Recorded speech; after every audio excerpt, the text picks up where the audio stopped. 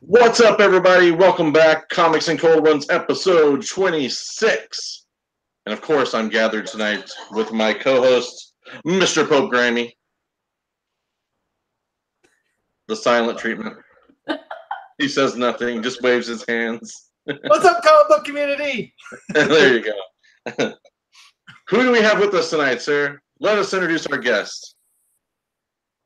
Take it away, Mr. Pope Grammy. Come on, bring it home. Bring it home. I was just going to hit the chat. You hit the chat. I'll introduce the guest. We got Jen Broomall with us tonight. Welcome, Jen. Hello. And a voice of just Jen Broomall as well. So, hello, voice. Hi.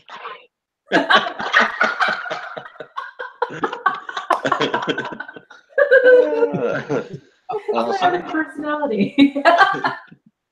Yeah, it's not every show that we get to bring on a guest with a split personality, so it's really kind of cool. Awesome. That's what she said. I knew you'd be doing that the whole thing. I'm gonna know.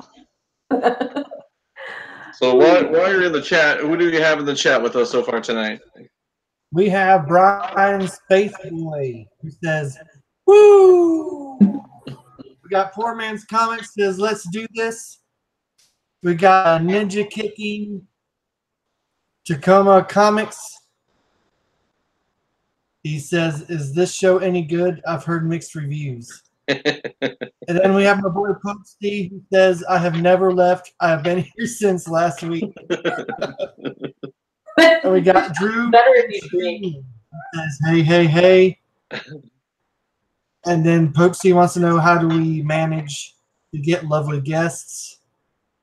It's all JP. Like, if I were to try to get lovely guests, it would go horribly wrong. Well, this lovely guest was the best because it just involved beer, and she just signed up. So, you know, she's like, "Yeah, you got beer? Let's do this." So. It's not how you pay me, though, for work. Exactly. I'll give you some beer. It's close. I wish my job would pay me in beer. Right? Okay. Be a happier workplace. You might be sleeping half the time, but it would still be happier. We've got Comic Plains, who says, "Clank. Tacoma wants to know, are these the astronauts?" Yes, they are. And Jack Yo says, "Yo." And that's who we got so far. We got Ovation 07, which is also Batwing 85 over on Instagram. So what's up, brother? And just so you guys know, Jen, I did share your Instagram and Twitch links in our description. Okay, cool. So if you guys don't know Jen's work or haven't seen Jen's work, are going to get familiar with Jen's work tonight. You guys can pop out. She's live. You're like every day streaming on Twitch, right? I stream Monday, or I actually stream Tuesday through Thursday. And Tuesdays and Thursdays I stream in the morning and in the evening. Wednesday I stream only in the morning. And yeah, so pretty much Tuesdays through Thursdays, morning sessions all 3 days, and then Tuesday to Thursdays, evening sessions as well. Unfortunately, we were trying to get, I was trying to stream simultaneously, doing the podcast and doing the Twitch stream, but my computer said no, and wouldn't let us do that, so we had to close the Twitch stream early. But we let them all know where to go, so hopefully they are coming over here. Yeah, it'd be cool. It'd be cool to see some new people come visit with us. Just, you know, courtesy of you, obviously. But yeah, I've catched. Oh my gosh, I can't use proper English tonight. I've caught a couple of your live Twitch streams over the last week or so, both evening and morning, as it turns out. So if you guys like watching artists do their thing, learning something. I mean, I'm not ever going to be an artist, nor do I aspire to be, but it is cool to see you guys do, you know, your work and kind of a first person point of view, I guess. Right. But yeah, it's you guys can check her out on Instagram. She's always posting stuff on there. So I guess for me, I'll just kind of get right into the stuff. What are you working on now? What do you got going on right now in your world Well, that you can talk about? Let's see. I was working on this. I was working on. I'm doing a cover for Sora song for her Kickstarter campaign, Carnal Confessions, and it's and she has some beautiful work. And Kickstarter's been going rather well and is quite successful. If you haven't checked it out, I would suggest it. And so that's currently what I'm doing right now is I'm inking that one. I just finished the Lady Death cover, which was a lot of fun for the 25th anniversary of Lady Death. And then just kind of rolling out we're just now in prep mode for 2019. That's where we are. We're done with shows, so now it's like get stuff ready for 2019 shows. Circuit starts in February. Yeah, it gets busy pretty quick for you guys. I mean, think about. I mean, I don't know how many cons you hit per year, but they get pretty crazy. They get crazy. We don't do a lot because of the whole kid situation and childcare, so it's difficult to do a lot of shows. You know, I mean, I could put newspaper down and hope for the best, but my house would be burnt down because they're 8 and 4. So there are some that we are dedicated to, like the first show is in February, which is Pensacon in Pensacola, Florida. We are definitely been approved. Announcement to go to C2E2 in Chicago, and yeah, woohoo! We just got that email, so that's exciting.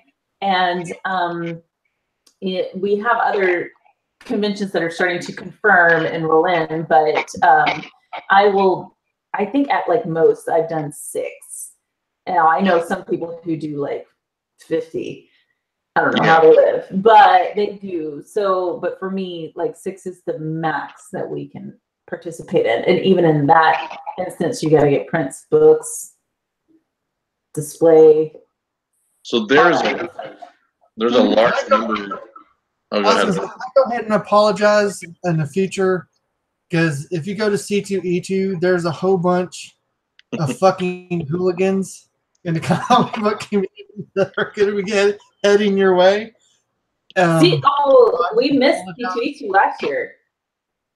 We've been going like for 6 years in a row, and I love that show. Yeah, but these people are organized. This is an organized crime unit. And like just like watching their shows and being a part of their shows, oh my god!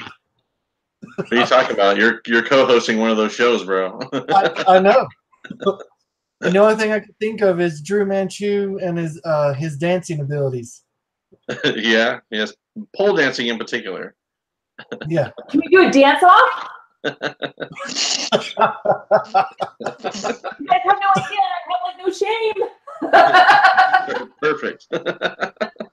So there's like I think there's like 20 of us that are myself included. We're staying at some place in downtown Chicago. So yeah, there's a bunch of us from the YouTube community that are going to be at C2E2. Like the chat's kind of blowing up right now with all the people going to C2E2. I'm assuming that, you know, me, you, and Sora, we're going to have a ladies' night at this point. So I'd like to have the chat that like I'm blowing their cover. Like God. Oh. That Baltimore con, like, you guys have been tagged by multiple like sources. Yeah. Watch out for this crew right here. Baltimore con got a little crazy, it looks like. So thankfully I did not have any crazy shenanigans. I was watching the live video. So Catherine, one of the ladies in the chat, says you're gonna have to hang out with us at our house in Chicago because we rented a house. Like, oh my goodness! I think it's one of those like those Airbnb things or whatever. Yeah. So I'm sure those people are gonna come home and be like, "What the fuck happened to this place?" I always feel so weird in those houses because I'm all like, "We can live here." This will be my first time experiencing it, so I've never actually done anything like that. I mean, I did stay in a hostel in Seattle, so that was interesting, but you know. I mean, I did it once when we were in Amsterdam, and that was pretty cool. But it was because this guy actually like just rented this room, and so it was just a room. But like the whole roommate thing, like they're all like, "Oh, my roommates are there, so it's okay." I'm all like, "Yeah, no, no." I'm all like, "I'm too old for that." Walking in on some roommates. Since you're talking about Amsterdam, I was, earlier this week or last week, when the heck it was, you were telling a story about your playing charades with a prostitute, I believe. And Simone dies. So am I supposed to recount the story? Yeah. No, I don't think the YouTube community's had the pleasure of this yet. Okay. Well, so Amsterdam, just to kind of give a disclosure, Amsterdam is beautiful. It is stunning, and it has wonderful art museums. And that is the majority of our trip, is that we ate amazing food, we drank awesome beer, we went to several art museums, we had a lot of culture. It was great. But part of that culture was the red light district. So we went through the red light district, as you should just go. It really isn't all that bad. It's no worse than what you would see in New Orleans, except it's legal. But we were walking down the main drag, and there were signs. And like at one point, my husband Shane and I realized that like all the like pictures were looking very similar. So like maybe they used the same stock photo. I don't know. We were going through, and I was like reading the signs because I found it really funny and interesting. And everything was like hardcore this, hardcore that, hardcore that. And Shane goes, for once, I would love to see them say, soft or light. And I found a sign that said light, but I wasn't wearing my glasses. I can't see for crap. So we're on this thing, and I'm all like squinting and getting really close. And then up on like the second story is the lady of the evening, and her like, she was in the top of them. But she was there to get customers in, and she was standing above me. And of course, I'm not paying any attention to her. I'm looking at the sign, and of course, I'm getting closer and closer to it because I can't see, and it's dark, and I'm old. So I'm like, and then of course I point at it, and I'm like, look, this one says light. And he's like, what? And I said, it says light BDSM couples welcome. And he's like, oh, and then all of a sudden I see girls, and I'm like, oh hey, because from the South, we're polite, we wave back. It's just what you do. So she waves at me, and she's like, come on in. And of course, granted, she probably speaks Dutch. I probably don't understand her. She doesn't understand me, but she was waving me in, and we're all like, no, it's so funny. And she gestures at me like, for you, we'll cover your eyes, and for him, I'll punch him. Immediately, I got excited. I was like, oh my God, yes! That's how I met my wife. That's how you met your wife. Yeah, so romantic. And I was like, yay!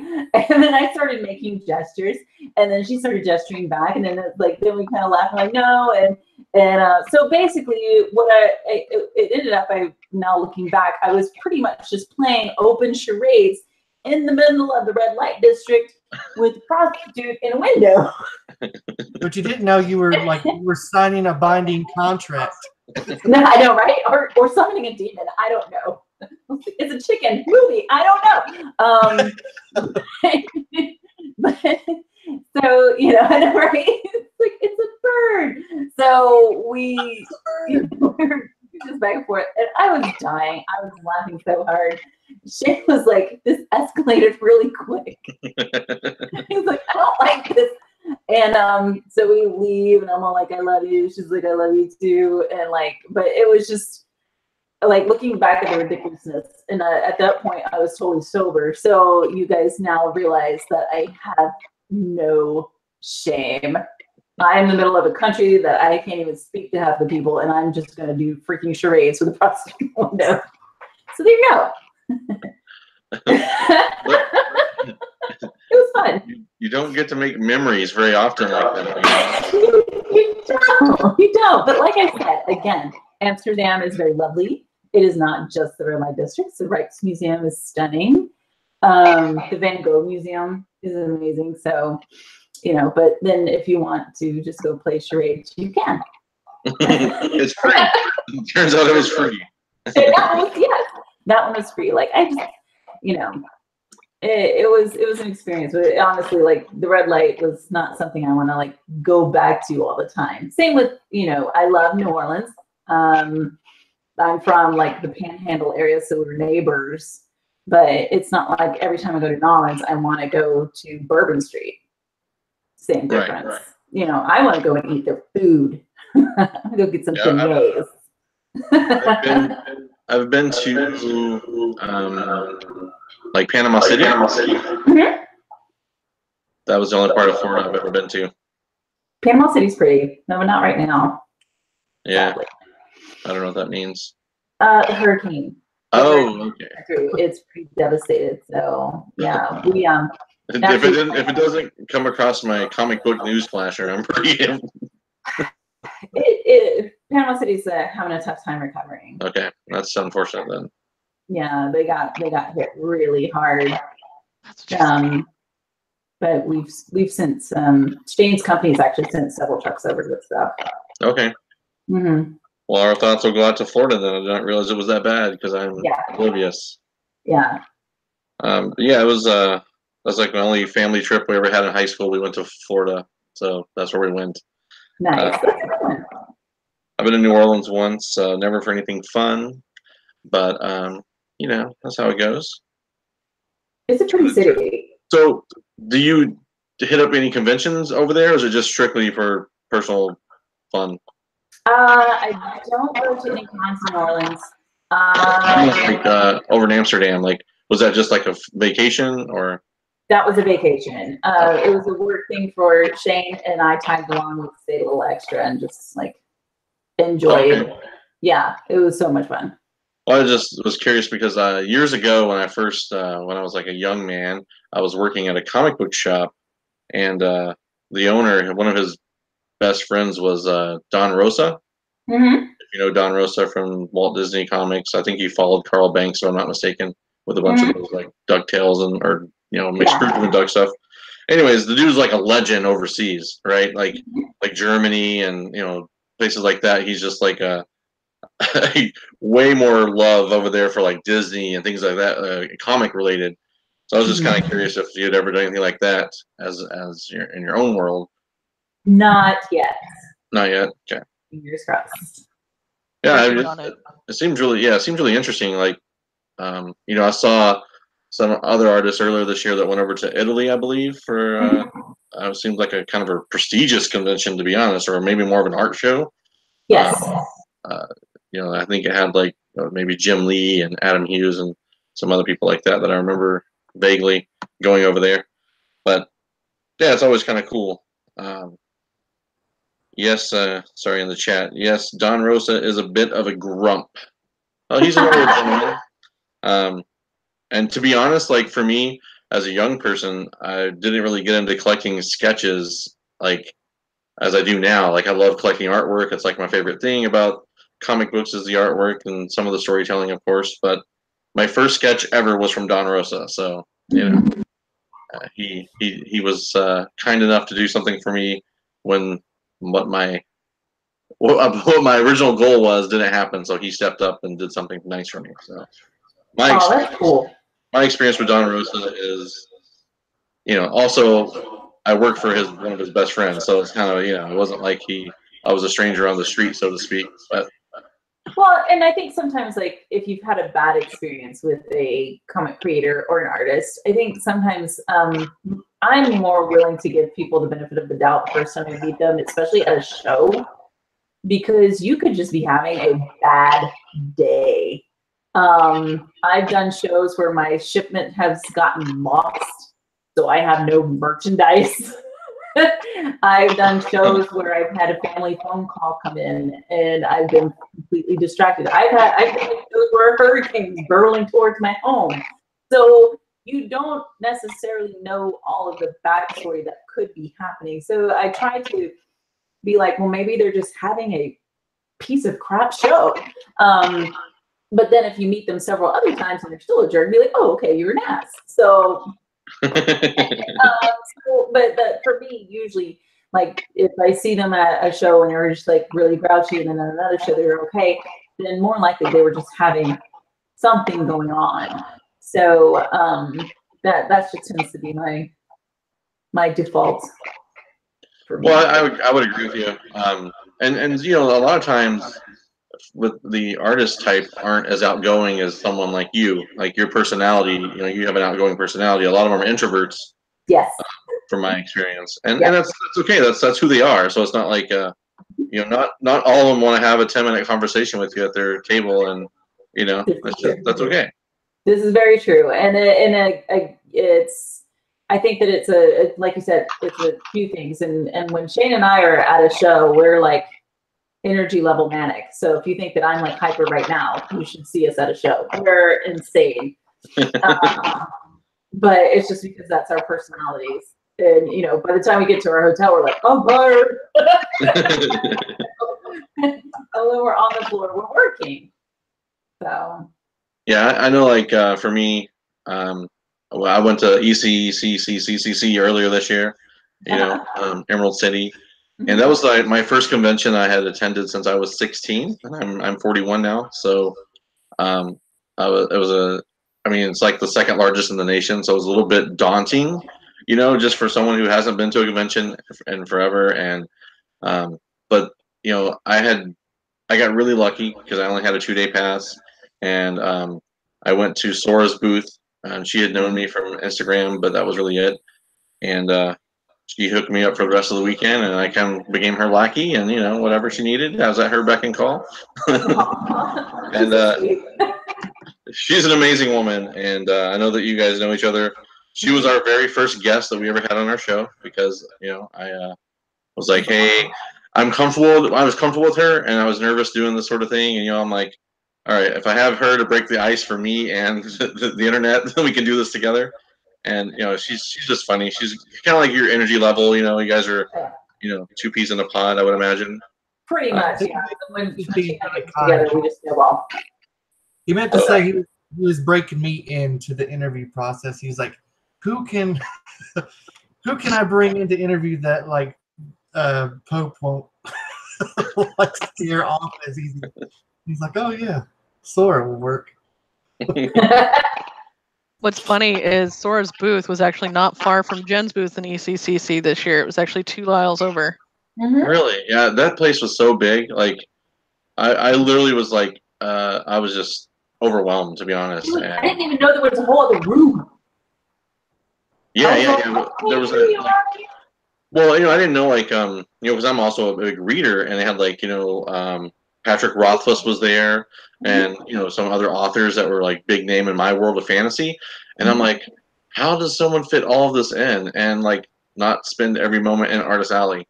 Like, because that's where I wanted to be, you know, that's where all the stuff I like. Then, you know, you have to course the floor. That's just a very big con, and there's no way a human being can take it all in 1 year. I don't think. And it just keeps getting bigger, but it is a very good show. Yeah, it seemed really good, especially for you guys. As far as you know, like Artist Alley was really well. It seemed really well organized, really well ran. Yeah. And then, you know, this I think I followed that up with Dallas Fan Expo was the next one I went to this year because I had moved to Dallas area. But anyways, enough about me and my con talks. It's just kind of it's fresh in my brain because you know just ECC is going to be here before we know it, or excuse me, C2E2 is going to be here before we know it. You know, it's going to be Christmas con season, right? That's kind of how it is for you guys, and yeah, pretty much. Like basically it's Halloween con, and then you're on a slide face first, and you're like, how the hell did this happen? Pretty much. Like I had all these delusions of grandeur, and I had this whole list, and Simone is so sweet. That's who you're hearing. And as I'm going through all of this stuff, she's just over there going, okay, we can do that. So do you have a favorite a favorite convention that you go to? Like you have like a personal favorite? Well, Pensacon is always a favorite for mine because it's a home show, because that's where I'm from. It's Sure. Pensacola, Florida. So we get to go home. We get to be around family. The kids get to come and dress up because they love doing all of that stuff. So that show is fun for me personally, just because we love that show. But like C2E2, I'm very excited to get back into doing that one because we slowed down. We shook it up a little bit this year, and we did some different ones. So it's going to be nice to go back to familiar shows. I don't know. I tend to like the more. I mean, I like the Reed Pop shows are the ones that I'm drawn to the most. I really like the way that they run the Reed Pop shows. They're very similar, but they're all unique. I think the similarities is how clean and crisp and open they are, and how fun the show is. Because they're the ones who run C2E2. I know that. C2E2, they run ECCC, they run New York, they run several other ones, and now they're starting to go overseas. They run a lot of overseas ones, and they've had those for a while, but now they've opened another one for Philly. It's called Keystone. That one's a brand new one, and we're working on having her go there this year. We have a lot of East Coast viewers, so you guys keep that in mind for your con season. It'll be a new one in Philly. That's pretty sweet. Mm-hmm. Anytime there's growing conventions, it's good for the world of comics. So, there was a question in the chat. Wanted to know if you're planning on going to Canada anytime next year. I answered that actually. I'm in the chat as well. Yeah, I multitask a lot. I apologize. Oh, you're fine. So they will be. Well, I told them if they hit me up if you have any shows that you want her to attend, and I will be talking to people. So. Oh, cool. Yeah, that's why Simone is awesome. And I am not awesome. She's on the payroll. Exactly. Yeah. So if you guys have any questions for Jen or in the chat, just be sure and put the questions there. We'll read them as we get them. I've really been doing a really bad job lately of following the chat tonight, so my bad. If I miss any questions, I apologize. Just re-ask it because I'm not going to go through the whole feed. But for me, so you do a lot of commissions, right? Yes and no. Yes and no. You take on. You're pretty full. How's that work for you? My commission list at the moment is full. But what we do is we actually we parcel them out. In the past, I would get really overwhelmed with them, and then but that is Simone's expertise. Is she will only allot a certain amount, and she will stick with that, and then she will schedule them out. So so that the communication is always open. That she's actually helped free me up, and that's why I've been more consistent in getting the commissions out and finished. But I don't do as many, if that makes sense. So I do a lot, but not as many as I've done in the past. Sure. Just because you can get lost in it.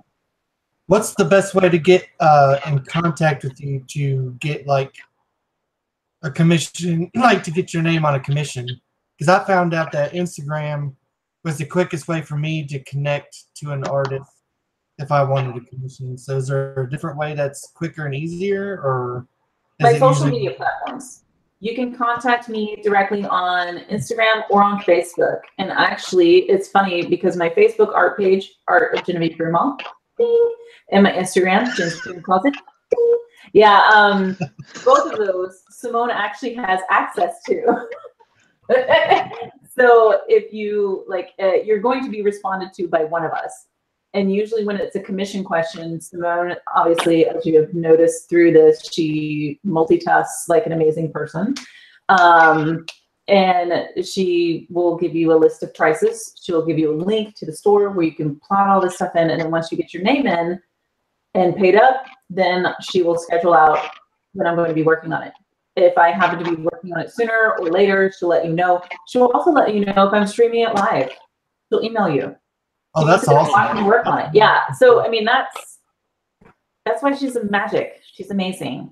No. Yeah. I like that just for bragging rights. I'd be like, hey, everybody, like, get on your Instagram. That's my shit. Yeah. Well, I found Instagram is a wonderful social media platform because it's all visual. So Yeah. for artists, it's amazing. And like I follow nothing but artists on Instagram.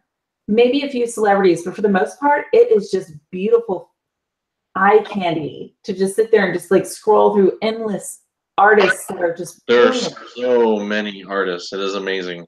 And it's beautiful. And it's Yeah. just gorgeous. And I mean, I adore it. And I like that platform because unlike the Facebook page, you know, the Facebook page will like it will reach my 5 people.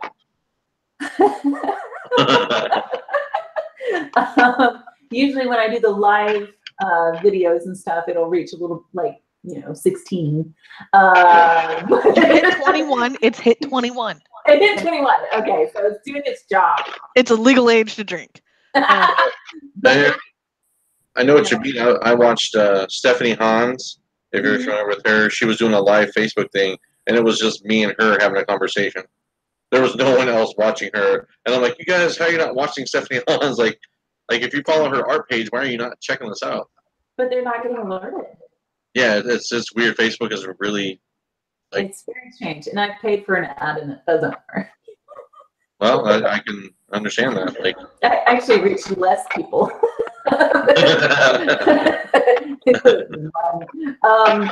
But you know, that's pretty much why I gravitate towards Instagram so much. But it also is because it's strictly visual, and it's just like I said, you just sit there and you're like, Yeah, well, I feel like Instagram like takes away like all the like the pressure, like because Facebook has like a lot of like political crap and all these different opinions thrown at you, but like Instagram is like you said, you can just like look at artist stuff, and that's why I like it because like I'll find myself like one of my favorite artists to follow and watch is Vanessa Del Rey. Oh, And, yeah? like he's on there all the time, like just doing sketches, like live sketches, and I love that stuff. Mm-hmm. Sometimes like I'll just have that on if I'm like doing stuff near the computer. I'll just have it on, and like just really soothing and cool to watch like someone just work.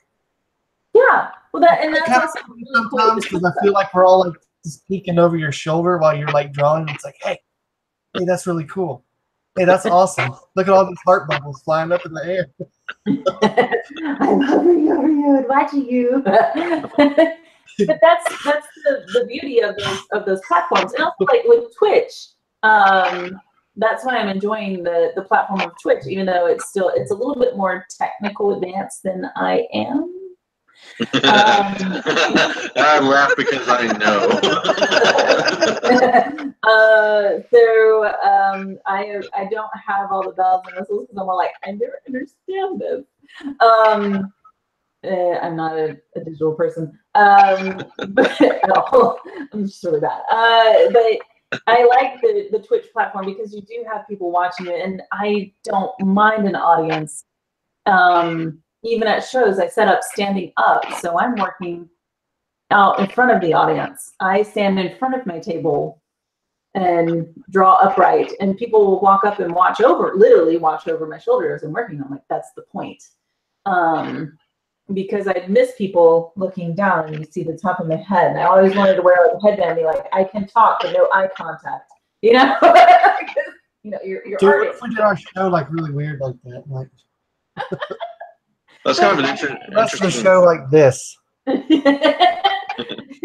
Well, it's like I think that people forget that we don't mind, you know, we don't mind talking and drawing, but it's just we can't look at you. It's not that talented.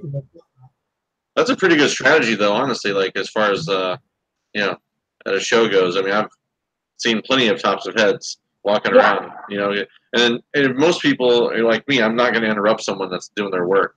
Exactly. See, you're too afraid to approach. Whereas it's like we don't mind that, but for you, you feel like you're going to disrupt.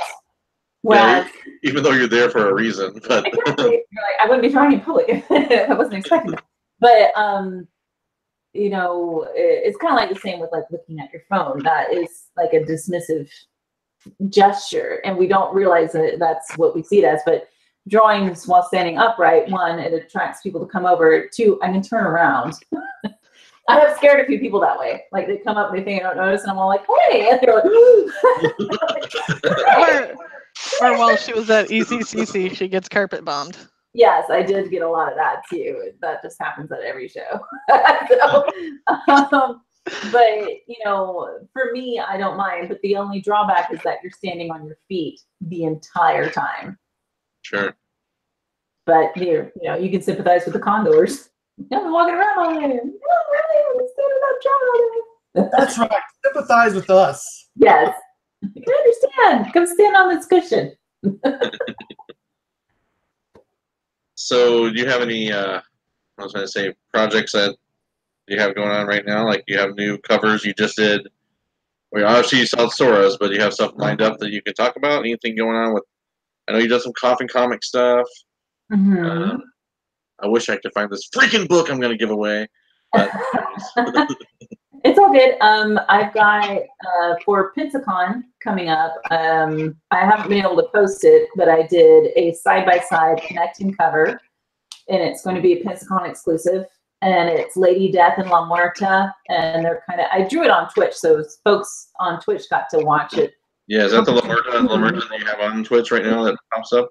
No, that is not. I'm not allowed to post this one. These two covers actually connect. So when you put them side by side, they make one solid image. Okay. And Lady Death is on one cover, La Muerte is on another. And they're both in like, you know, kind of 40s, 50s pinup sailor outfits sitting on an anchor. Oh, sweet. Mexico is the Navy town. That's a tattoo right there. Mm-hmm. And it's super cute. It's super cute. It's so much fun. And it was a lot of fun drawing. So that one's going to come out in February. So did you do any interiors? Have you done ever done interiors? Yes, I've done a book titled Lights, Camera, Jungle, and I've done small interiors here and there, but it's very time consuming.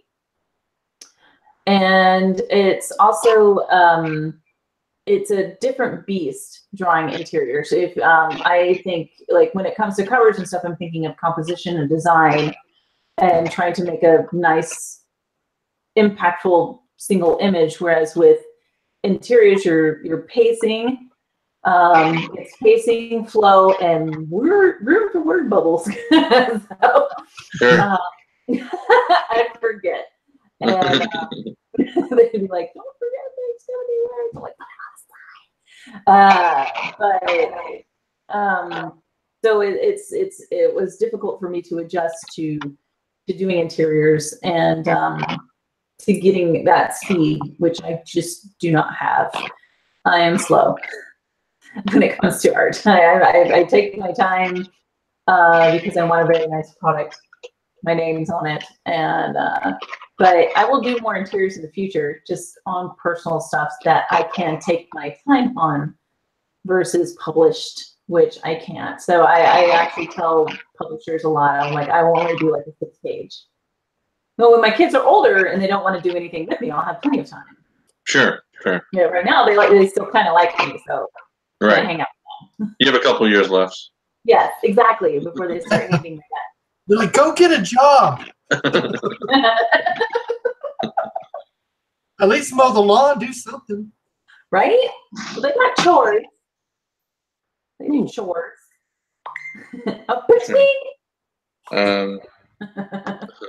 Think I just like how Simone was in the chat declaring that she was the Dark Lord. I Oh, wish I would have known that a long time ago, so I could have asked you, like, where were you for me when I was in the 6th grade? And I called upon you. I didn't like you that much. Sorry. Ironically, that was the reason why I was calling for you. I was getting bullied, and I was like, I need your help. Like, nah, they're doing a fine job. Figure this out. Yeah, I'm the Dark Lord. Are you kidding me? I don't do nice. I don't do that. But Oh goodness. So we have a question for you from the chat. Okay. This is from Samantha Branch, who is also an artist and a friend of the community. She just recently got a fully funded Kickstarter. Congrats! That's awesome. That is Yeah, so cool. She wants to know what kind of advice you could give those who are new artists getting into the comic industry. Like what kind of advice? Like, are you like who to approach or whatever advice you want to give? Don't do it! Quit now, kids! No. Honestly, I guess like like my biggest thing is like don't think that you have to be like not knocking on being young or anything, but don't think that you have to be like 19 to 20 something in order to make it. I run into people who are like, it's just too late for me, and I'm like, oh my god, I didn't start trying until like I was pregnant. Oops. So it's just it's never too late to start trying and to start like really going for it. There's never like the moment where it's too late. I think that it's too late when you just give up. I think that if you're trying to break into the comic community, just realize that it's very vast as far as all of us breaking into the community. So realize that it's going to take time, and it's going to take a lot of no's, and it's going to take meeting people. And this day and age, it's less about staying at home and more about going and not necessarily networking, like, hey, here's my card, let's get to know each other and have some drinks later, but just like meeting people. And there's just, like when folks come to me at a table, I'm like, let's talk this crap, and a lot of times I have met folks who have shown me their work, and then I'll be like, you're almost there, you're so close, and then I'd give a few pointers, and they'd come back another year and I'd see improvement. And like, those are the folks that I'm all like, you need to talk to so-and-so. Sure. We developed a relationship. It wasn't necessarily like we were still talking on the computer and stuff, because I will go ahead and say, I'm flighty. I'm off. I'm either working on my art or I'm doing family stuff. That's me. But I do take note of folks that pay attention and who listen and who actually are trying and are actively being progressive. I've met many colorists that way. And I've met a lot of folks just talking. And it's not necessarily talking to people and thinking this person's going to get me a job. It's just, I'm going to be the best representative of myself that I can be and be honest. And I'm going to put my best work out there, and my work is going to speak for me. And then my words are going to back it up. So that's basically my advice. You don't have to come in cocky, but your work is the first and foremost what you're going to present. And then you have to back that up by your work ethic, how you behave, and just don't be a dick.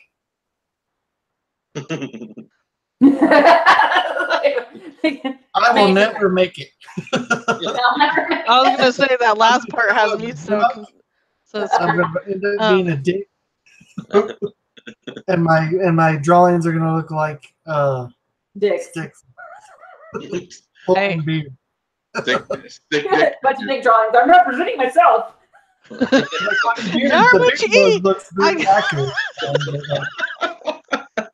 I gotta go.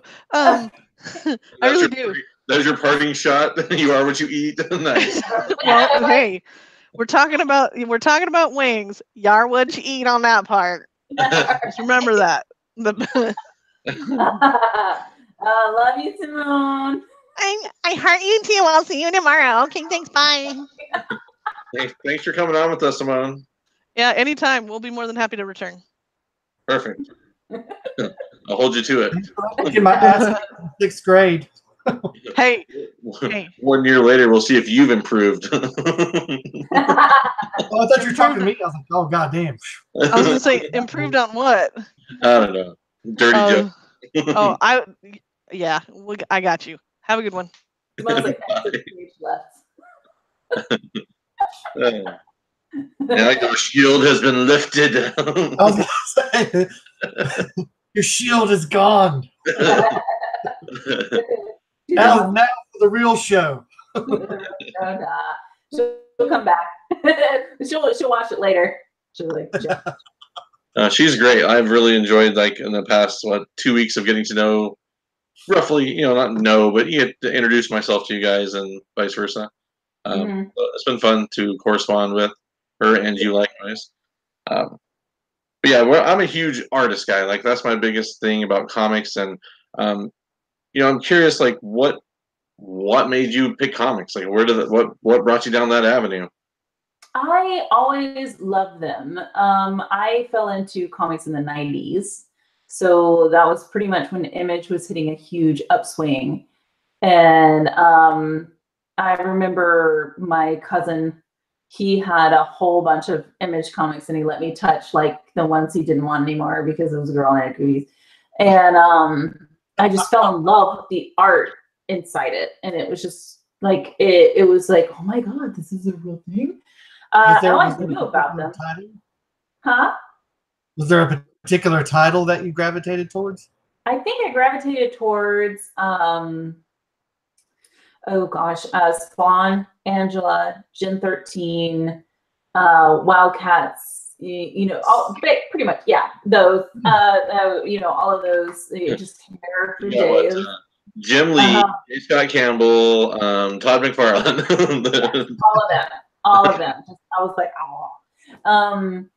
Yeah, I remember Spawn was very distinct for me because it was just like, and then when Angela came out, I was like, oh, I just loved those. It was but the interiors were just incredible, and like they jumped off the page, and I ate them like they were going out of style, and I had a big collection. I know what. I was a nerd and wrote the people at Gen 13. I was like, and like, I actually wrote a letter, and they wrote a postcard back. This was all before, like, big time technology. And so I was a big comics nerd, but it was still, it still had those weird, stigmas and stuff. Like it was still very much the boys show. Again, like I said, my cousin was like, you can't touch him, kids.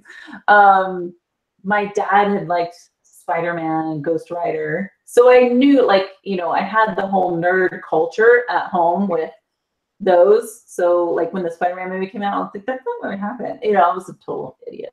And and Star Trek, all the reruns of the old episodes, it was great. But I fell out of comics and stopped collecting and quit drawing and went to college. And I didn't pick up art until much later. I have a bachelor's degree in musical theater, hence I'm so lively and can do jazz hands. Also, I'm not afraid of the stage. Yeah, woo! Crowds. But again, I just didn't see it as a job, because in my college, there was the one comic art college when I was in college. There was just the one in New York. There was no way I was going to New York. I built sets for the theater. Huh? I'm a set builder for Brea College Theater. Awesome. They're like, you can't get a job. I was like, hey, techies, they make the show run. They do. They'll see, like, I performed and all of that stuff, and my husband built all my sets, so totally, boop, high five. But again, like I said, I pursued that. I was like, I'm going to be a star, and you've been requested. Huh? You've been requested to sing something. No. If we all go out for girls' night on karaoke, yes, but not right now. Especially because my kids are asleep. I would blast this house. But no, it was just it wasn't until much later. I was 6 months pregnant. I was in my late 20s, and I got fired because I was pregnant. Of course. Of course, you know. Is that a thing? Something going on there. We need to let you go. You got infection? Yeah. What kind of job did you have that fires you for being pregnant? I was answering phone. You have a parasite, I think. Exactly. You can still do that job while giving birth. Tapeworm. It better not be contagious. Right? It's something in the water. But no, I was 6 months pregnant, and there was no way I was going to get another job. And I was doodling and stuff at the time, but that was really the kick in the pants for me to like actually apply myself and start studying my craft. So I think I would say that I set down the pencil for like about 8 years. And then I picked it up. I was rusty as hell. I was drawing some really bad art, but I pushed myself because I had nothing else. I didn't have a backup plan. So I started drawing crap I didn't like doing. And then I would look up companies that I wanted to work for. I'm not that tech savvy, so I can only find a few bits of information. If I had some own back then, I would have gotten well connected. And then I just started submitting. I just like followed their policies and just like sent them stuff. And it was about 2 years of submitting before I was published. And then since then, you know, the rest is history. What was your first published work? My first published stuff was with an independent company called Big Dog Inc. Sure. And that was the one who gave me the majority of my work in those beginning years. And then I moved on to working with Zenoscope as well. Aspen, Valiant, IDW, Coffin Comics is now taking up a majority, and things like that. So yeah, done a lot of covers for a lot of the indie and, you know. So one of the things I was thinking to what you were saying earlier about the advice you were giving for artists is I think a lot of it depends on what your goal is, right? Like, is your goal to work for the big 2 or big 3, if it were, you know, Image in there, or is your goal to be a working artist, you know, getting work? You know, is there? I mean, because I think like for me, I'm a huge independent comic guy. I talk about it at nauseam because that's where my heart is. It's in indie books. I think for the artwork, the people that put it all together. I think a lot of the stories are better, but that's just, you know, that's just me being me. But from an artist perspective, you know, you go. I mean, you go where the money is, right? I mean, was your goal to be like, I got to work for Marvel or I got to work for DC, or is it just like, hey, I got to get a paycheck? You know. In the beginning, I had the hopes of working for Marvel and DC. I have done several sketch cards for Marvel at this point now. And Marvel keeps scouting me at shows and then rejecting me. He's like, I like your stuff. I remember you. Send me some things. And his assistant's like, no. But, you know, they have a large stable. They have a lot of people working for them. So, again, I don't get offended. I've been talking with DreamWorks. It's not like I'm not talking to folks, but in the beginning, I was like, I got to work for these 2 because that's how you become an artist. That's how you become a comic book artist. The blah, blah, blah, blah, blah. And true. When I go to shows, they're like, well, have you worked for Marvel and DC? I'm like, no, not really. And they're like, well, then you're not real. And I'm like, You're not real. I'm like, I didn't realize I would pretend. But, you know, if you look at me, I have a resume that is the same as on par level with some SCAD teachers. But because there's not those large 2 things to kind of associate with, it's very hard for people to see past. Not necessarily a bad thing, but it's not, Marvel and DC is not going to make you a better artist, just make you more well-known. That's true.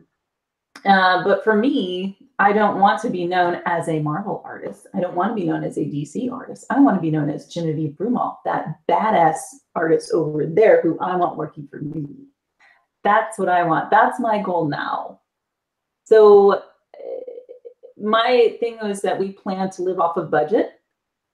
So I tell people another key advice is to get your money stuff situated first.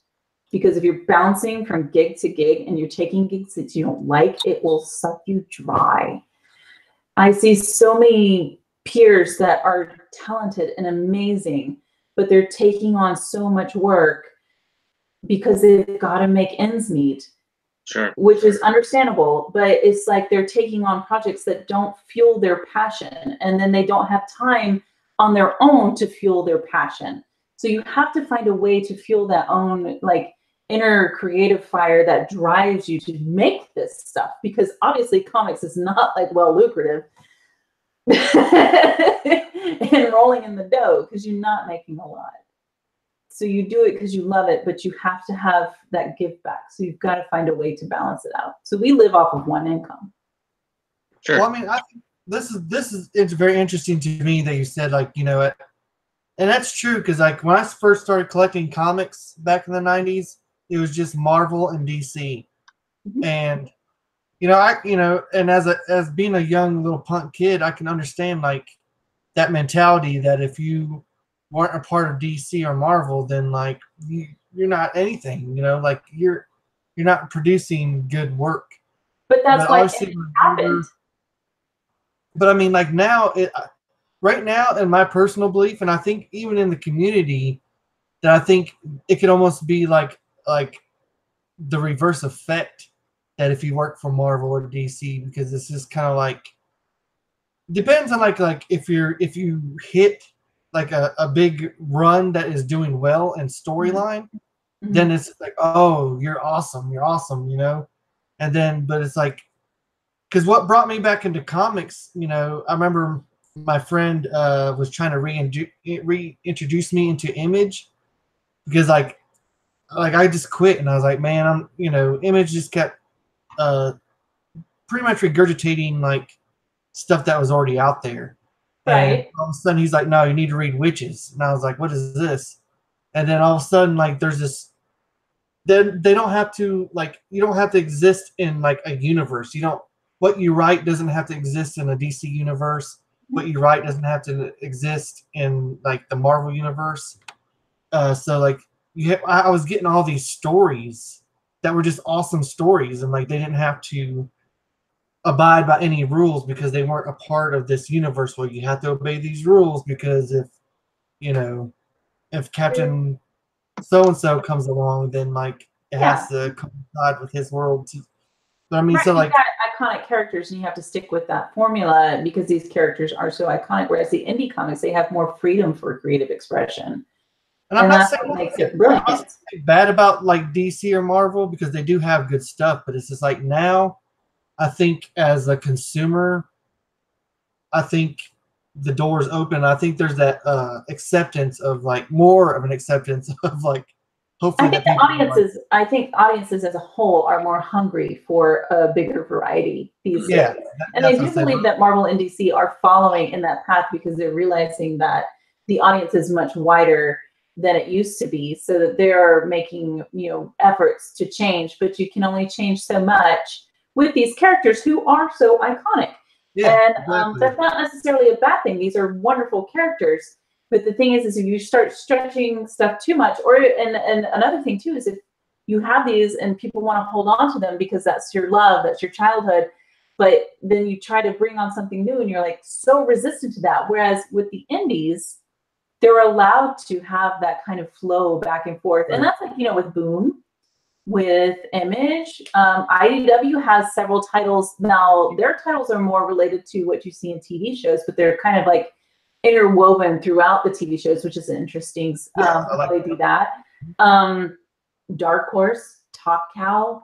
I mean, really just looking at all of this stuff, you've got a much wider selection. And then, of course, Kickstarter opens a whole other can of worms to creators who naturally couldn't get published that are able to, launch stuff on a whole other platform. And they're still able to reach audience that are thirsty for that kind of material. Exactly. So there's a lot, I think, right now, people are like, comics are dying. But I honestly think that they're starting to kind of rebirth. Like the Phoenix, like they're starting, because as more people want to tell their stories and get their voices out there, they're allowing themselves to do it. You know, you've got like Webtoon, you've got Kickstarter, you got what is it in there's Indigo. Yes, and so you've got people using those as ways to express themselves, and it's just it's really, really impressive. Yeah, well, here we're huge Kickstarter supporters of. I can promise you, my monthly budget for comics goes probably double to Kickstarter than it does to my pull list, and that's just a fact. I mean, I'm not. I'm. You know, I spend a large part of my monthly budget on comics goes to Kickstarter because there's just so many great projects out there that don't get a voice otherwise. There's just some really cool stuff. There was a thing in the chat here says from Alex the Comic Hoarder Jen. One of my favorite covers is the Baroness Pirate on the Beach cover. Yes. So, you know, it's cool that I think now. What's that? I was saying thank you. Oh, absolutely. Yeah, he's I think there's just like kind of to piggyback off what Hope was saying. Indie books right now are kind of the end thing, if you will. I mean, I know it may not show necessarily in sales on the previews, sales, whatever, but just I mean, I follow Instagram and you know you see so many different indie books or indie comics. You know, next week our show guest is going to be Mad Cave Comics. They're a new comic publishing company. They got a book out right now called Knights of the Golden Sun. Extremely good book. Very low print run for people that like to collect hard to get things. But anyways, it's just I enjoy seeing that part of I think it's always because I'm always kind of like rooting for the underdog, if you will. You know, like it's kind of that mentality. I think you want to see there to be the next Image or the next Dark Horse, or you know those guys have been. You know, they don't get as large a piece of the pie as the big two, but they get their part of the pie, which is good to see. And they're quite steady, and that's what's so amazing about it. And I think for me, I like the indies, and especially like when you're starting out and you're starting out with the indies instead of like, it's not bad to have your sights on larger publishers, but the indies allow you, especially if you're self-taught and you didn't go to art school, that was me, you're allowed to make a few mistakes along the road. Whereas if you start like boom out the gate working for a very large publisher and you just fall flat on your face on a project, you done.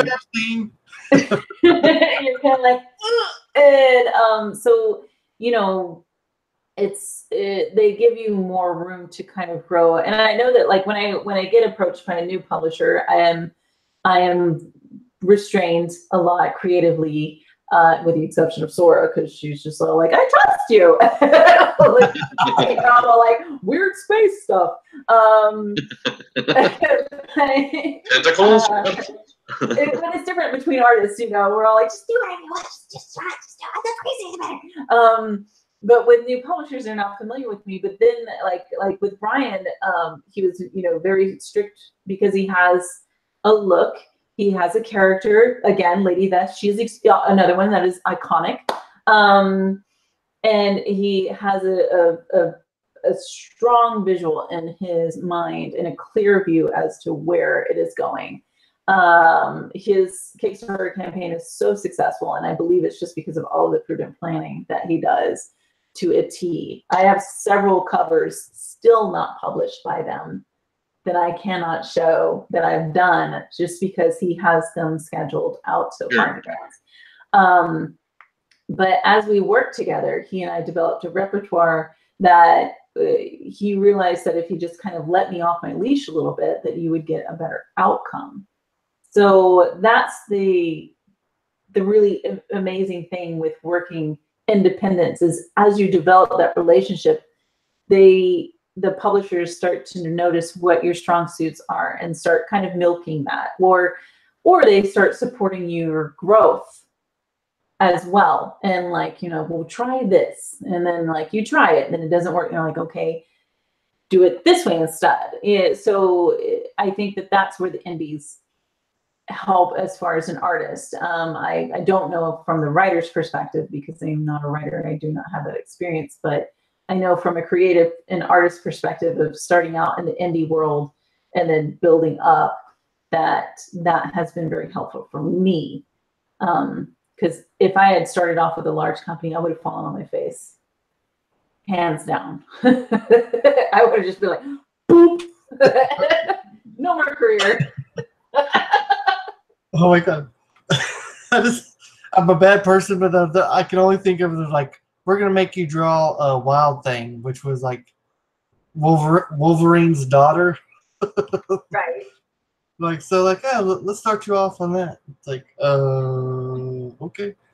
Sure. There was a question for you in the chat. Says, Jen, what were some of your favorite female characters growing up? Comics, TV, books, etc. Shira. Yeah. God damn it, Sweetie. I know, Shira Princess of Like, Power. Yes. I love that cartoon. I like Baroness too. I actually liked the bad guys more because they were better dressed. Comics and cold ones. Here, the home of the villain. Yeah. Well, they were just like I told you, I was like they were always better dressed and they didn't lie about who they were. Yeah, they were bad. I think the villain makes the hero. Absolutely. They really I will do. live by that standard for the rest of my life. And I always gravitated because, like, like I said, I love Baroness. She was just like so snotty. I loved her. But as far as like comics characters, like I love characters like popular ones. Let's see, Jubilee is definitely one of my favorites. I think that she's quite underappreciated. And then I was like, a vampire? What? But I've always loved her. Did you like the Vampire Jubilee? I didn't understand it. I was like, I think I'm the only one. I technically didn't read the story. I just saw that it happened, and I was like, Well, to me, I think it was more of like a sympathy thing. It was just like she lost her powers. And I was like, let her be a vampire, guys. Come on. Like, she lost her mutant powers. Let her be a vampire. I liked her with the kid, though. That's what I loved about it. Like, she was a vampire, and she was taking care of this kid. A little kid. I like that kind of dynamic. But again, like I like Jubilee and all of that stuff. But again, I grew up with the whole X-Men cartoon, so that was my thing. And then like I guess I don't know. Oh, there's too many to count. Like Mystique is badass. Don't really like Emma Frost. What? I don't really like her. It's like, well, I think that I don't like her. I don't really know her story. I don't like Jean Grey either. But I don't like Emma just because of what everybody requests me to draw with her. So I'm like, oh. And the same with Black Cat. Like Black Cat, I used to love that character. Now, when I was younger, I loved her. And then like now, pretty much her story, like the only depth with her is her cleavage. So I'm like, I don't find her interesting. I'm like, So you have boobs and you like Spider-Man. Yeah, but that's all she's become. Like she used to be a little bit more complex. No, not so much. Spider-Gwen's cute. I mean, Squirrel Girl, my oldest loves Squirrel Girl. She's adorable. I know. I mean, like I say like I don't usually cosplay, but I might be cosplaying for Pensacon as Calhoun from Wreck-It Ralph. She's my favorite. But I love Jane Lynch, so I'm like, of course. I think she's like the best asshole in like the Disney world. I love her. I love her so much. She's my favorite. Did you watch the Wonder Woman movie? I did. I thought it was well done. Yeah, you liked it? I thought it was good. It's not like one I watch over and over and over again, but it was entertaining. I mean, yeah, I'll sit there in movie theaters and be like, oh, but I won't let it like bother me for days. I'll watch it and be like, that's entertaining or that's boring. I a really long time as a comic book nerd to realize that like these movies are made for other people besides just comic book nerds. True. I'd be And only they're like, screens that's so not how much. that fucking shit happened at all. Like, what the fuck are you guys doing? And then everybody else is like, hey, be quiet, I'm trying to watch an action movie. And I'm like, it's not an action movie, it's the fucking X-Men. But that's the thing is, though, is that you have to realize that they can only put in so much detail that has to be intriguing. And you've got so many years of information that you can squeeze into a movie. They did it in Lord of the Rings, and it got long, y'all. Okay? After a while, it was a journey, man. It was a journey. I don't care. It was a journey. I'm a fucking nerd. I took that journey. I held my pee in for 4.5 hours. and your butt hurts at the end of those movies. You can't. They learn their lesson with those movies. I mean, even during the credits of those movies, when I wanted to run to the bathroom and pee, but I had to listen. I had to listen to Annie Lennox sing that beautiful song. I was like, "Oh, I love you, Annie." But still, like, you know, I'm a book reader. I read books and stuff, so like, you know, if I go see a movie based off a book, I'm always like, but I know that they can't squeeze all that nuance and information into a film.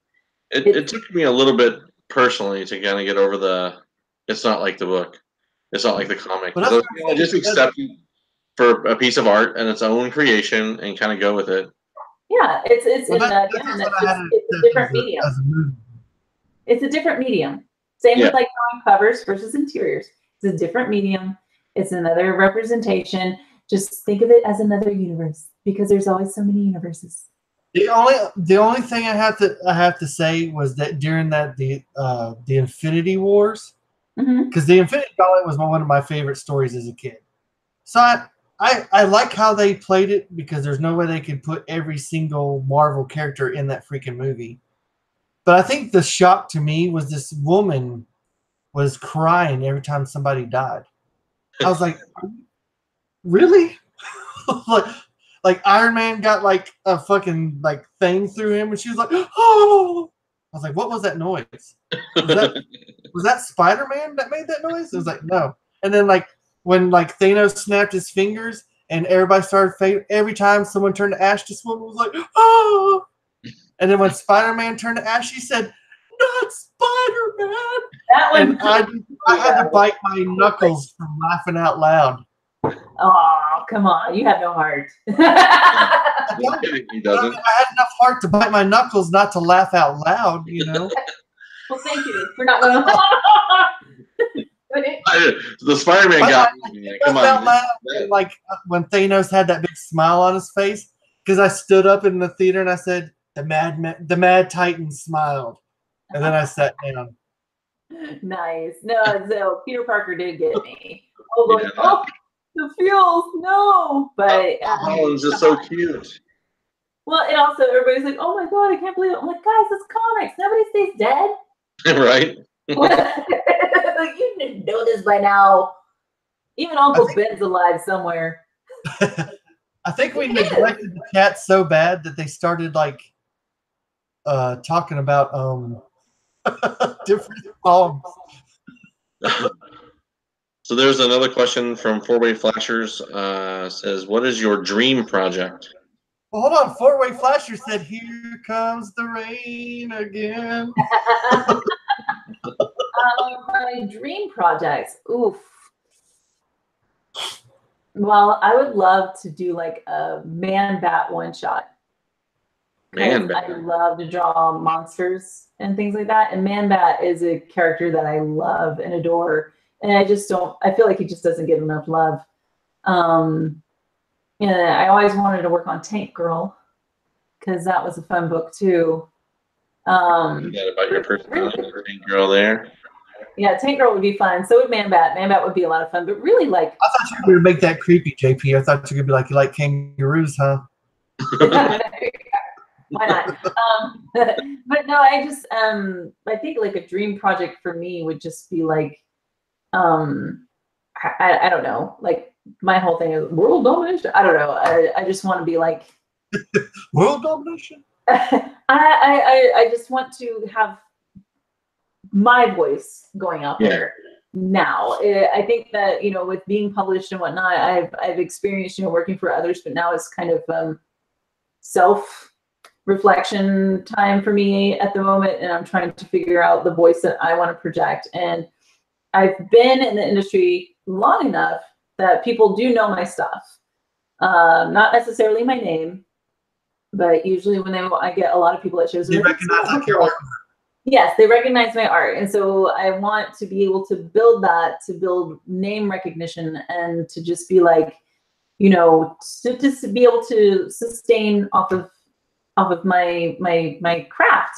So that's my big hope and project, is to basically stand on my own 2 feet as an artist, and have the audience receive it well. I mean, I can do it now, but most of the time the artists will be like, I don't like this. But it's not necessarily for me to work for any specific company or any specific named project. It's more like, I guess now I'm like, I just want to create, make things, and just I want to be a drawer. just send it out into the world, and that's basically where my head's at. Cool. Is there anything that you haven't left that you're reading now? Like, is there a comic book that you're really into? Saga. Oh yeah. Yes. Yes, Saga, and I got into Rat Queens. Yeah, it was really good. But yeah, Saga's one that I've been following, and then of course now they're on a hiatus, and I'm like, I say, damn. and they've won so many awards. They say they're going to bring it back. They're just taking a hiatus. Like, they're just taking a breather. And that's what I'm like. I got in an argument with my comic book, like my LCS owner, and he was just like, man, they're not, like, if they bring it back, it's not going to be as good. I was like, you don't even know what the fuck you just said. Like, when they bring it back, it's going to be the greatest thing ever. Like, we're not going to miss. I was like, they're not going to miss a damn beat. Every creator needs a breather. You just got to stop, you know, take it. Maybe the story is feeling to them. They weren't feeling it's getting where it needed to go. So they just kind of, you know what, let's take some creative time off and recharge. I mean, it makes sense. I mean, shit, that's why we have vacation and a road job. I think like if they feel as though like if the next thing they pump out is going to be stale because they're just pushing it out there just to like have an issue, then like, I'd rather them just end the series, like end it on a note that you feel comfortable with.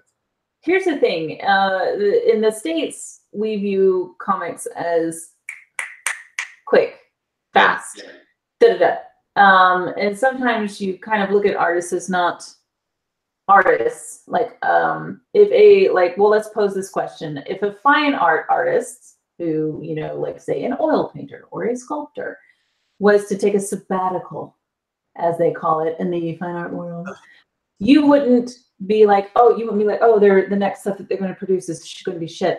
You're going to be like, oh, they're taking some time to refill their creative process, and the next stuff is going to be brilliant. I can't wait till after their sabbatical, because it's the fine art world. So you assume that sabbatical is going to refuel them, and they're going to come back better and stronger. Whereas with comics, it's vice versa, and it shouldn't be viewed that way. Like overseas, like in Italy and France, it is considered a fine art form, and also with their publishing, they give the artists a lot longer time. You open up their books, they're brilliant, they're amazing, and they're kicking our asses as far as the quality of art that they're producing, because they have the time to really nurture it. Whereas here, it's still that quick publishing. Get the next issue of Doomsday Clock. Come on. Make it fast. So Doomsday Clock. you cut corners that way. You cut corners, and then again, Saga is so well done that I can see where they could get a burnout and instead of pushing through, like you said, and making like half okay stuff, they're taking a minute to step back and regroup, and then come back at it with fresh eyes. I think that is fantastic. That I doesn't can't bother wait. me at all. Actually, I'm with you guys. I'm like, yeah, do what you gotta do. As long as we're getting the best that you're gonna offer, I don't care. No, it's different when you see an artist. They're like, "Oh, I'm going to take a sabbatical," and then you see them dicking around, and you're like, "Hey, you." But you know, I mean, but for the most part, like it's okay if you take a breather. In like that's what I do. I fucking stalk Facebook and like Instagram. Like, man, you're just dicking around. You're just pantomiming to some prostitute in Amsterdam. There's a I want to do karaoke. I don't know what. I ain't got time to draw. I got singing to do. There you go. Says Jen, you said earlier that your parents taught and surrounded you with creativity from a very young age. Can you explain that and give advice for parents of young girls? Well, my mom did graphics design in the heyday of everything traditional. So, you know, all the hand lettering and all of that stuff. She designed dog food bags and animal foods and stuff like that. So my mother has a very strong realism background. My dad did like architects and blueprints for airplanes for the Navy. So it was two very different you know, perspectives on art. Like I have inherited all my father's old stencils. Yay. Back from his drafting days. And but really, like, they taught me the fundamentals, basically, is what it is. When you're living with artists, they speak art speak. So like when I was younger, I knew what composition and negative space meant. Going into kindergarten. But my parents, and I find that I'm the same way with my children, are very much, I show you what the basics are, and then you figure it out your damn self. I was just laughing because I was imagining you in kindergarten be like, is that a Crayola crayon? Get the fuck away from me. No, I was like, those are crayons. I can eat that. That can go up my nose. You know, I mean, I was like, I'm not one of those artists who sits there and is like, I've been drawing since I could hold a crayon. I freaking drew horses. That was all I drew. Kindergarten, like the visor and the cigarette hanging out your mouth, like the lamplight. I remember being about the age of my daughter was and being so angry with my mother because I could not draw like her.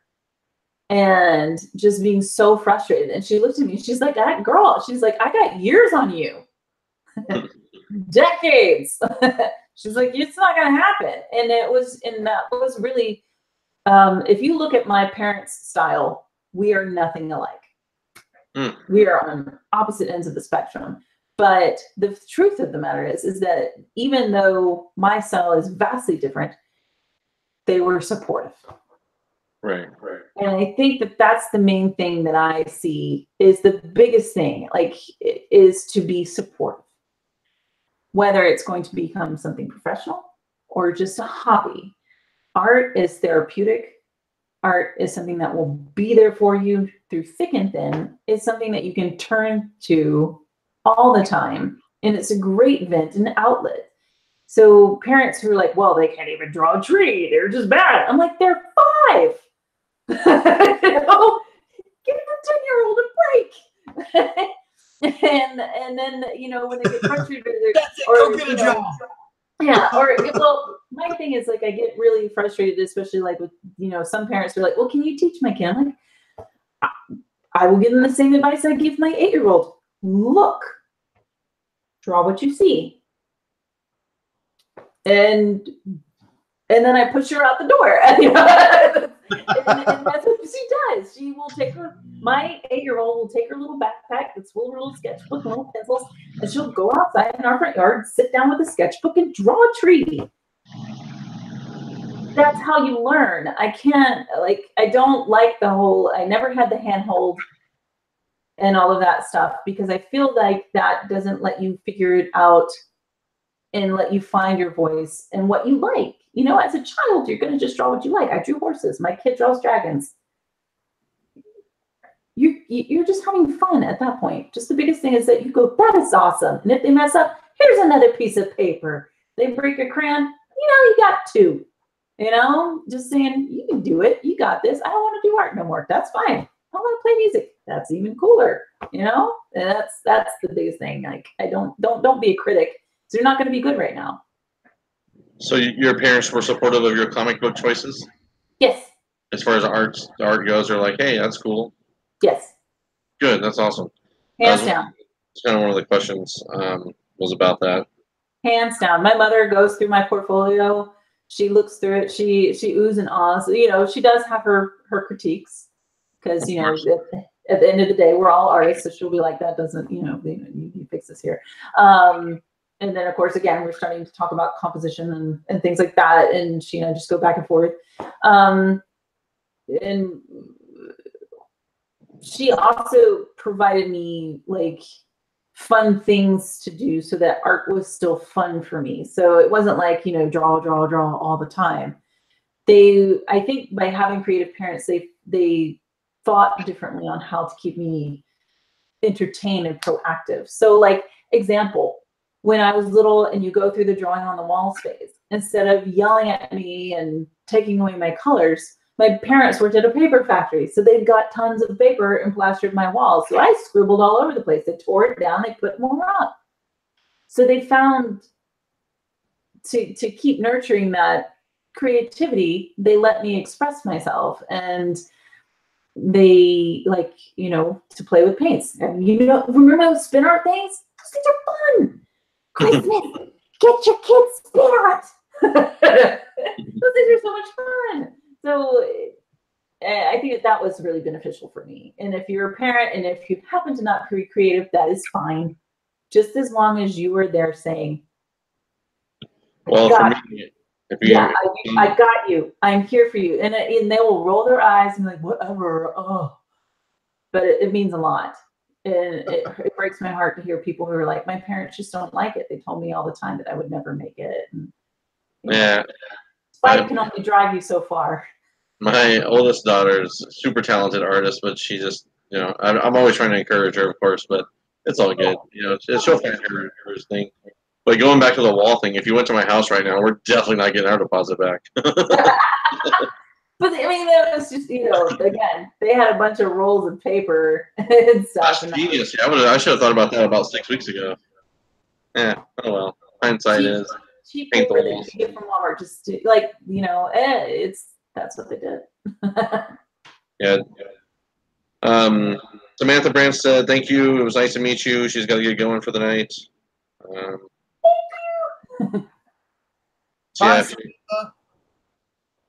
she's her comic is called "Will Not Bow." Like I said, she just got it fully funded on Kickstarter, and it's very pretty cool. She gifted me a copy of issue 1, and I gifted another copy to a fellow YouTuber. Looks like he got it in the mail today, maybe. You know, he commented about it earlier. But anyways, so probably on our next show, I'll give away your book that I have if I ever find it again. It's a Halloween. I don't know what year it is. It's one of the Zenoscope limited edition covers that you did. Okay. I literally don't know what to do with it, but I've had a crazy day today, so I don't know what to do with it. It's hiding. But anyways, we're probably going to wrap up here in just a second, and if you have anything else you want to throw out there or any plugs that you wanted to do a giveaway tonight? You want to give something away? What are you giving away? If you give me a second, I'll try to find where I put that stack of signed stuff. Oh, yeah, you do that while I converse with Jen here. First amongst yourselves. Again, Instagram is Jen's Broom Closet. Facebook is the Facebook page, Art of Jen Broomall. If your friend requests me on Facebook, I apologize, I won't accept, just because my kids are on there. So, but that's what the art page is for. If you become my friend, you're just gonna get funny cat videos and kid stuff. So that's what the art page is all art. Granted, you probably won't see it anyway, but Instagram. I'm on Twitter. I don't really know how to use it, but I'm there. And in like, if you have questions on Twitch, Tuesday through Thursday, and you guys come into Twitch. Simone, who was here earlier, is usually there talking to me, just so that it doesn't seem like I'm talking to myself or the painting. Again, And, Dark Lord. yeah, the Dark Lord, Simone, is there, and we just have a good time. And if you have questions while I'm working, don't hesitate to ask me, because I love to talk shop. Oh, and I can vouch for that for you, because you're very engaged on Twitch. Like, you know, I mean, there's not a whole lot of people in the chat to get lost with, but you know, you are very engaged with the people that are there, so it's nice to see. Yeah, there's a few who are like Kaylee is learning to do colors and stuff, and so we've been talking and stuff back and forth. But yeah, the folks who are there, the regulars, they're very welcoming, and we have a good time. We're idiots, so it's great. I enjoyed it, so you know. You know, some people are like, "You guys are weird." We're like, "Yeah, yay!" Come sit here. Come get the weirdos in the cafeteria in the corner. So I did link up your Instagram and your Twitch in my feed here. So anyone who wants to check it out, hopefully you'll get some new followers and subscribers or whatever it's called on Twitch. I don't know, followers. Yeah, thank you. Yeah, I think you have the option to follow or subscribe for both. I don't know. Yeah, it's just I don't know much about Twitch. You're the only reason I truly even went to Twitch, just because I saw it on Instagram. You were doing something on Twitch, so I was like, I had to create an account, and I was like, okay. Anyways, that's how we ended up here, right? So yeah, but it's fun. It really is fun. It's just a little bit more tech savvy than I am, so we're still figuring it out. Like tonight, it was hilarious, y'all. Our Nightbot, like Simone and I just figured out Nightbot, which is it's basically a mod bot that just kind of spams every now and then and kind of like lets people know who come in. And Kaylee, who's so sweet and a regular, comes in, and I guess she typed in all caps, and Nightbot's like, no, like made her stop talking. And I'm like, I was like, oh my God, Skynet just took over. So that's Twitch. It's usually me working and then us just farting around and having fun. But that's the reality of my life. No, that's fair. That's good. Yeah, no, that's me. I like laughter. If you don't like laughter, don't come in my Twitch stream. I laugh way too much in Twitch. You do laugh a lot. It's good though. I think it's contagious. That's the one thing that's good to be contagious. Yay! I forgot to ask you, do you have a store or something that you want to direct people to if you want to buy prints? I do. I have an Equid. I don't know how to pronounce it. I have an Equid store. If you look up Equid and you look up my name, which is Genevieve Broomall, then you will find it. If you go to my Facebook page, there will be a link to my store. There's a little shop button that you can click on and you can go there. Or if you're on my Twitch page, if you scroll down on my channel, there's also a button where you can do that as well. And I don't have the link on me. If Simone were here, she probably would have posted it. Okay, I'll see if I can find it quick. That's on your Twitch thing? Yes, yeah. If you're on the channel and you scroll down, you see all of those, and it's like it says store or merch or something. Okay. I like that. Takuma says I'm back. Can you guys repeat everything I missed? What? Takuma says I'm back. Can you repeat everything I missed? How long have you been on? He's like, since the beginning. Yeah, he's like, I came on to say hi, and then I left. And then I left. So we're starting over. No, I had to take another break because I realized that I had the Lord of the Rings moment. Like Annie Lennox's song was ending, and I was like, gotta make That's what that dance was. Okay, got it. I switched up to a beer called Dirty Bastard. I've heard of that one. That's fitting. I put a link in the chat to your store. So thank you. You guys are there's not a whole lot of people left in the show tonight, but I'll make sure I put it into the description for people that watch it on the rewind. So here's my question. I have some Donny Cates and I have some Mendoza. So which one should I do as a giveaway? You know, I always pick Donnie Cates because, you know, he's the closest to the devil that I know. Okay, so Are you familiar with his works, Jen? I'm bad with names. Oh, that's fine. Those are right. He's a writer for Marvel. He's doing like the Venom right now, and he's got Okay. a ton of indie books. God Country comes to mind. Rednecks. Okay. Venom. He just got God Country just got optioned for a movie, and pretty sure Rednecks is about to be optioned for a movie. If you believe, he did an interview with Pope at a convention last weekend or so, and pretty sure he basically said Rednecks is going to be a movie without saying Rednecks is going to be a movie. I think he's kind of like leading the way that it's going to be like a show.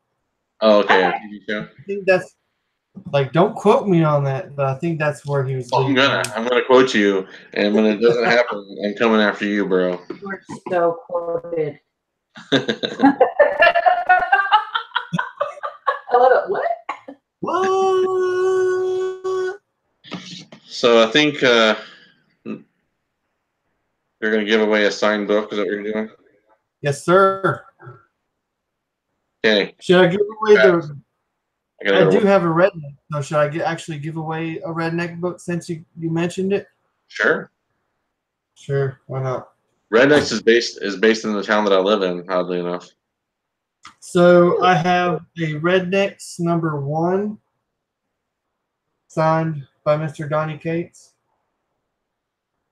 And then I have the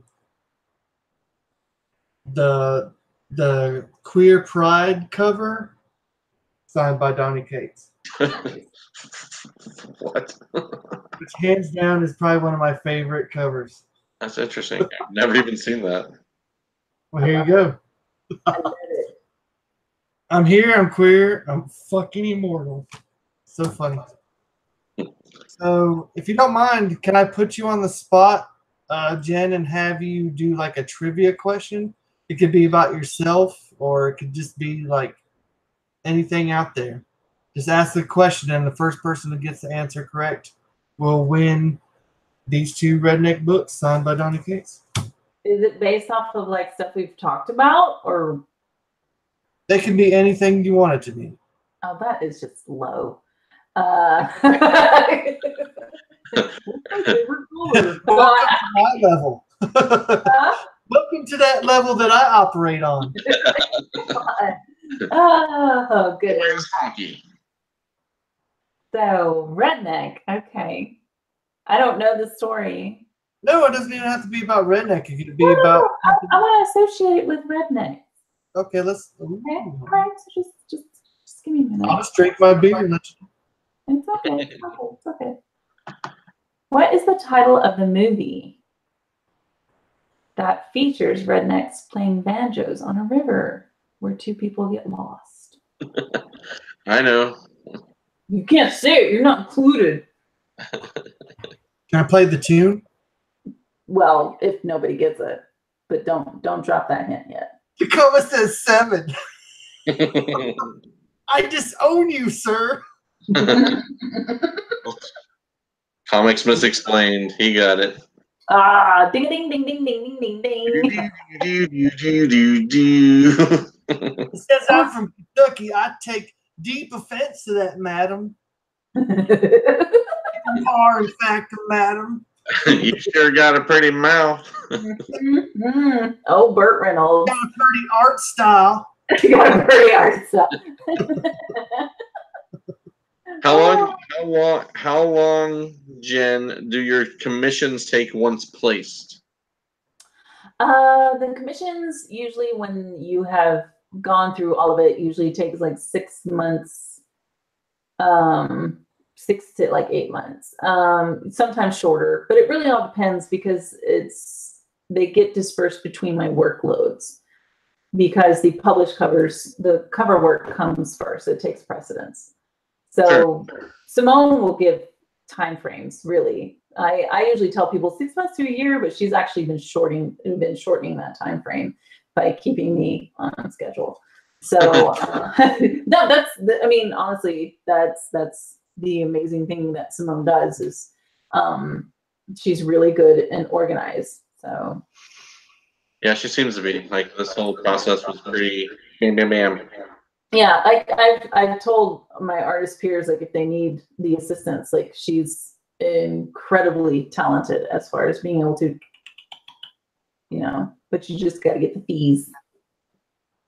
But it helps. It really helps because I mean, that's time management. That's one of the big ones. And I'm bad at it. She is good at it. It's a tough one in any career field. It is. It really is, and it's but it's necessary because God forbid I have someone waiting for a very, very long time just because I forgot. Well, and yeah, I'm a part of a lot of different artist boards on Facebook and commissions. I've waited.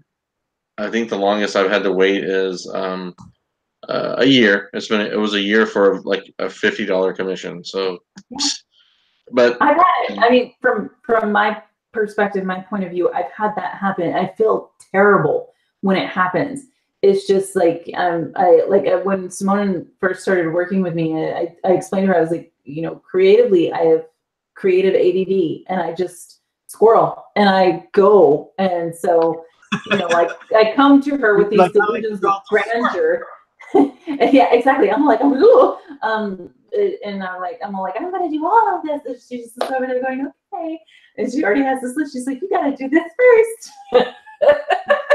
But it helps to have someone there to assist and help you stay on track.